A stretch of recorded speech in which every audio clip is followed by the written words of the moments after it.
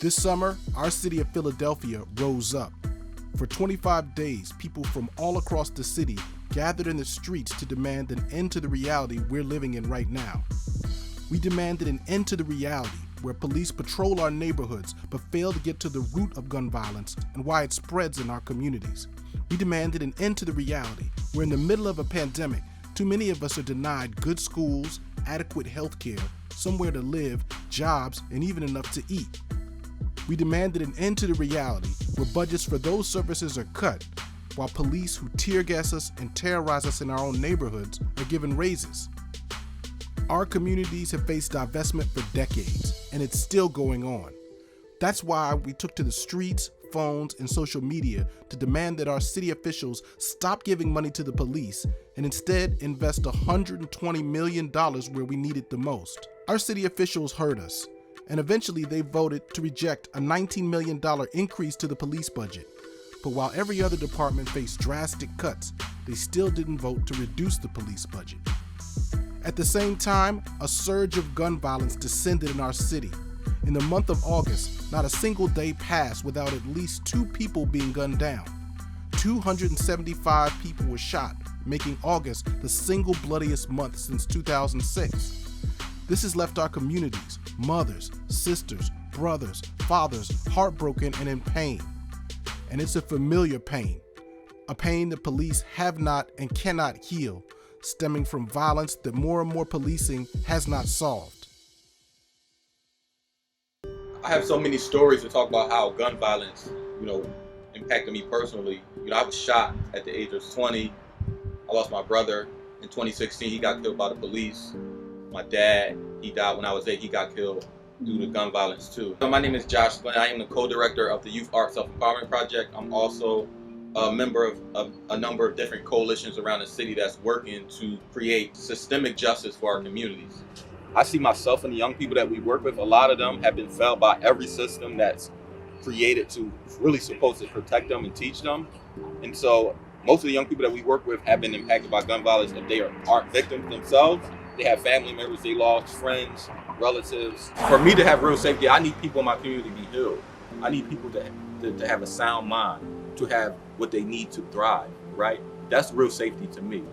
I don't think you can fight violence with violence. It just doesn't work. If we do what we always did, we're gonna get what we always got. And I don't see any results from us investing tons of money into, the police. They've never protected our communities. Sometimes I sit up and not think about, okay, say something happened, right? Say somebody broke into my house. What would you do?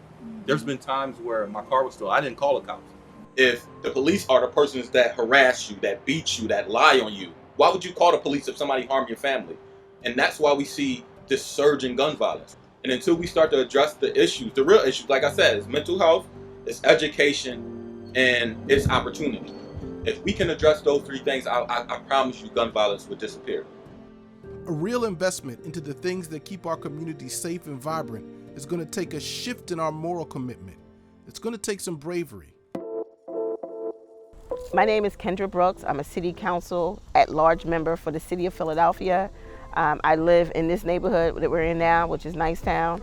I've lived here most of my life, and I know what it's like to live in a high crime area. I know what it means to be over-policed at the same time. I know what it means to attend funerals of numerous young black men that were killed right here in this neighborhood. I know what it feels like to have conversations with mothers and fathers that are mourning that loss. I know what it feels like to be a community member afraid to walk to the corner store. And I also know that over the years we have continued to invest in police, and it has not eliminated those feelings from me or my neighbors. So for me, this conversation is more about an investment in the things that we need, an investment in preventative measures, and an investment in our future. And that's why I voted no. I cannot accept a budget that allows the Philadelphia Police Department to make up 15% of the total operation budget when they have failed to historically make our communities safer. The PPD budget has been increased at a rate that's far surpasses any other department, despite the fact that the violence in our city remains rampant and the clearance rate of homicide has been stagnant. People didn't have a problem defunding public schools, right? We need to make sure we invest in our children and our future. We need to invest in opportunities and job opportunities for people in communities. We need to invest in more green space in communities. We need to invest in parks and rec, trauma-informed care, restorative practice and restorative justice, investment into neighbors. You know, when we think about community safety, who's best served to redirect behaviors on your block than a neighbor?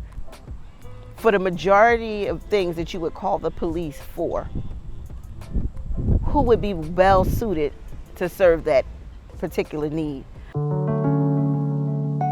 We need to completely reimagine safety in our communities, but we're not starting from scratch.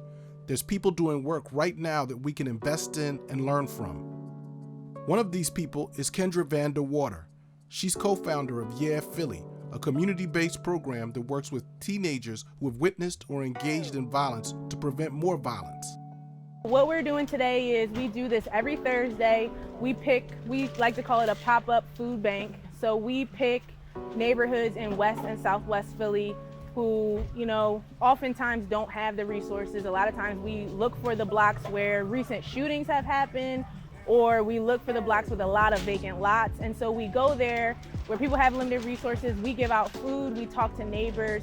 We started surveying young people in West and Southwest about what do they do after school, where do they hang out, what types of stuff do they need, what do they want to learn. We empower them to ask for what they want and what they need, and we help them get the lives that they want and deserve through not only programming, but we help address a lot of immediate needs. Like, you know, they all need permits and IDs, and those things are expensive, so we pay for that. A lot of times they need food in their houses, families need bills paid, so we take care of those things as well.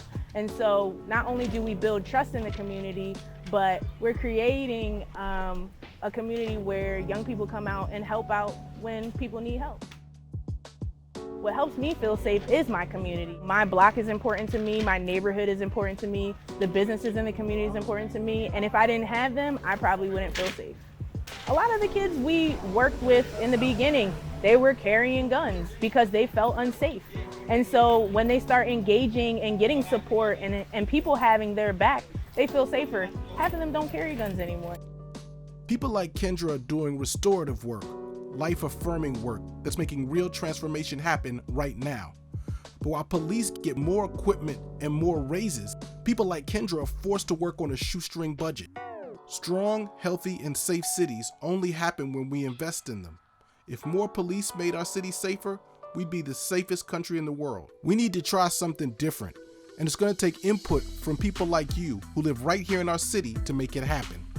The Safety We Can Feel survey was put together by people like you, and it seeks to give all Philadelphians a voice in determining the future of safety in our city. This is a chance for us to have our voices elevated and take some action. And oftentimes we're silenced as Black people. And so when we have a chance to not only just have a voice, but also be part of the action, that's why we need to do it. If you want change in your community, if you want change in your neighborhood, I hope everybody takes this survey. This will be our chance to tell people what we need in our communities, right? And to advocate for it. If you want to know what safety looks like for me, you have to ask me. You can't predict that. You can't guess that, right? It's time for us to tell them what safety looks like in our community. I think taking this survey puts us as part of the process because your voice matters. The vision that you see for your kids and your community is all inside of you. In order for us to implement those things, we need to hear from you. How should the city invest in our communities? How can we meet the needs of our people so that we can change our streets from places where safety is a broken promise to places where there's safety we can feel?